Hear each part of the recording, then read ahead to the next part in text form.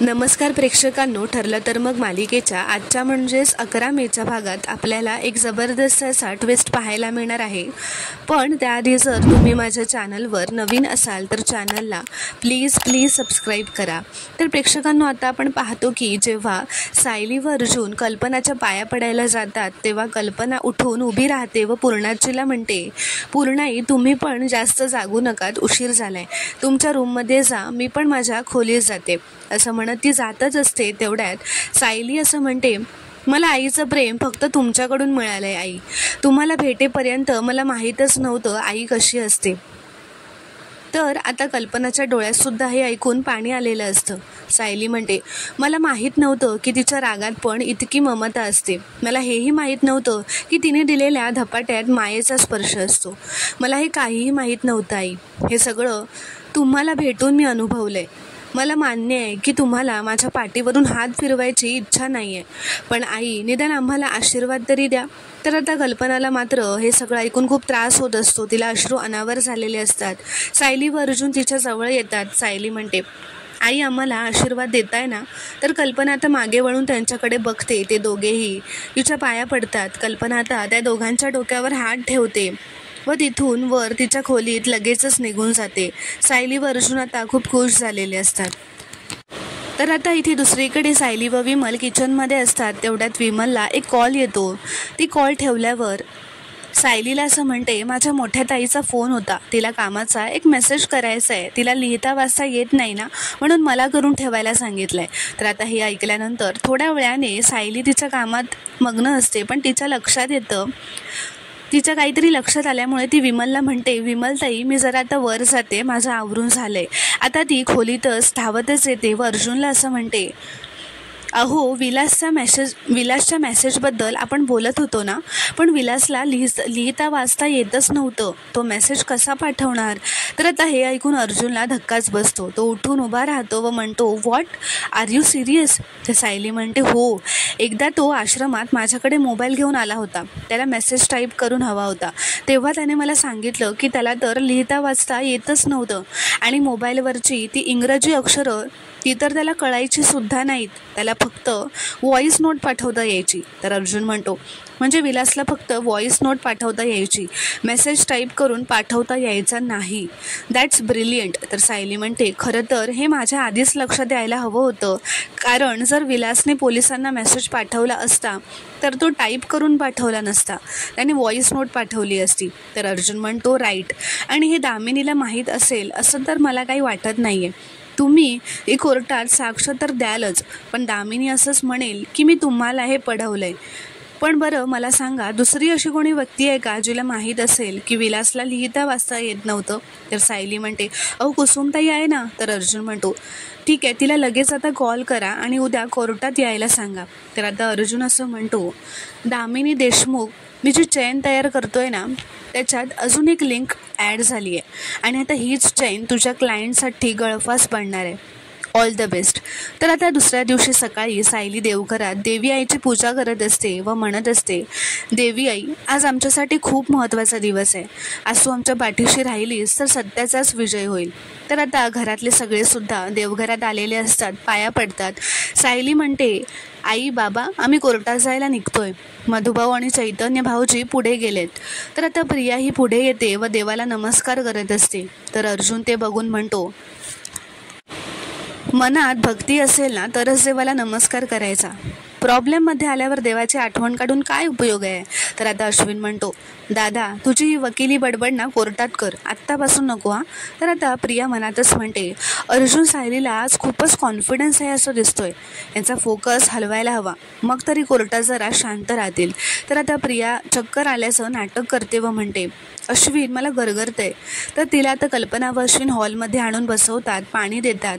आता अर्जुनला तर माहीत असतं की मुद्दाम नाटक करते. कल्पना विचारते, अगं पण तन्वी अचानक असं कसं काय झालं. प्रिया म्हणते, ते पहाटे ना मला वाईट स्वप्न पडलेलं आई, तेव्हापासून असं घाबरल्यासारखं होतंय. अश्विन म्हणतो, अगं काल रात्री तुला मळमळल्यासारखं होत होतं, आता तुला गरगरल्यासारखं होतंय. मी किती वेळा तुला सांगितलंय आपण एकदा फुल बॉडी चेकअप करून घेऊयात म्हणून, पण तू ऐकतच नाही आहेस माझं. अर्जुन म्हणतो, कारण तन्वीचा हा स्पेसिफिक आजार आहे जो कधी कधी बाहेर येतो. काय आहे ना, जेव्हा तिला काही गोष्टी लपवायच्या असतात किंवा अवॉइड करायच्या असतात तेव्हा ती लगेच आजारी होते. नाही तर प्रिया म्हणते, मला ना असं घाबरं झाल्यासारखं होतंय. मी देवी आईच्या पाया पडले तरी शांत का वाटत नाही आहे मला, असं ती म्हणते. तर अर्जुन म्हणतो, कारण तुझा नमस्कार देवी आईला आवडला नसणार आहे. खोटारड्या माणसांनी माझ्यापासून लांबच राहायचं, असं तो म्हणाला. तर आता प्रिया म्हणते, आई बघितलं ना, हा असा बोलतो ना म्हणून मला अस्वस्थ व्हायला होतं. स्वप्नात पण मला हेच येतं की खूप माणसं मिळून एका निरपराध माणसाला फाशीची शिक्षा देत आहेत. तर अर्जुन म्हणतो, तो हसतच म्हणतो, रिलॅक्स, अगं खोटी साक्ष दिल्यामुळे फाशीची शिक्षा होत नाही. हो, पण तू जेलमध्ये जाण्याची स्वप्न बघायला लागच हा तन्वी. तर आता कल्पना म्हणते, अर्जुन तू आता ना एक शब्द बोललास तर खबरदार. अश्विन सुद्धा म्हणतो, आणि दादा मी तुला शेवटचं सांगतो या, माझ्या बायकोला या घरात रिस्पेक्ट मिळायलाच हवा.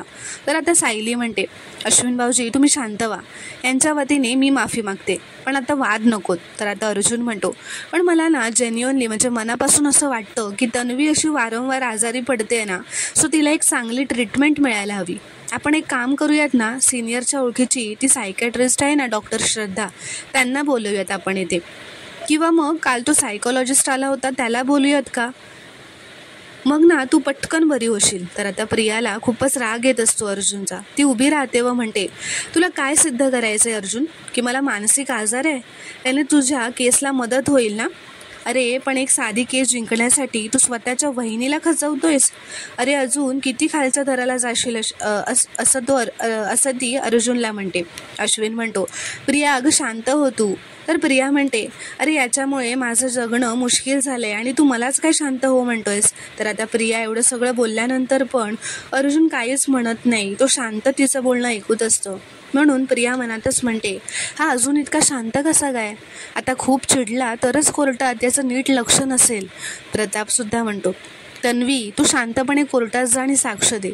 तर प्रिया म्हणते, ते तर मी करणारच आहे बाबा, मी जे बघितलं ते सगळं खरं खरं सांगितलं आणि सांगत राहीन.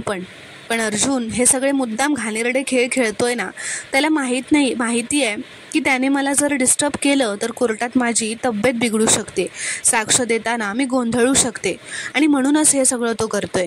तर सायलीला आता हे ऐकून रागच आलेला असतो. सायली म्हणते, प्रिया हे असले छुपेवार करत नाहीत हे, खोट्या साक्षीदारावर थेट हल्ला चढवतात आणि त्या भीतीनेच हा सगळा कांगावा चाललाय ना तुझा. तर अर्जुन म्हणतो, मिसेस सायली मी सांगतो हे सगळं काय चाललंय. काय आहे ना, क्रिकेटमध्ये स्लजिंग नावाचा एक प्रकार असतो. तिथे एक टीम समोरच्या टीमला वाटेल ते बोलू शकते. त्या टीमला समोरच्या टीमला हर्ट करण्याचा, त्यांना डिस्टर्ब करण्याचा प्रयत्न करते. त्याने काय होतं, समोरची टीम कन्फ्यूज होते आणि त्याचा मॉरल डाऊन होतो. तर सायली म्हणते, पण त्या टीमचा स्वतःवर विश्वास नसणार किंवा मग त्यांची बाजू लंगडी आहे हे त्यांना कळलेलं असणार, म्हणूनच ते असं वागत असतील ना. पण मग अशा वेळेला त्या दुसऱ्या टीमने जास्त आत्मविश्वासाने खेळत राहायला हवं. तर अर्जुन म्हणतो, एक्झॅक्टली माय पॉईंट.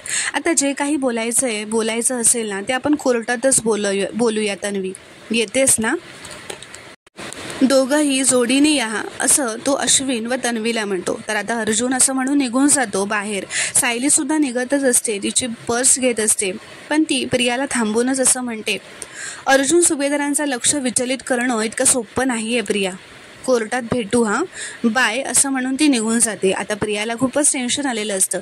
इथे दुसरीकडे सगळे कोर्टात आलेले असतात. मधुभाऊ, सायली, अर्जुन, चैतन्य, कुसुमताई सगळे एकत्र उभे असतात. मधुभाऊ म्हणतात, वाटलं होतं या 2 वर्षात मला कोर्टाची सवय झाली असेल, पण नाही, आजही या आवारात आलं ना की छातीत धडधडतं.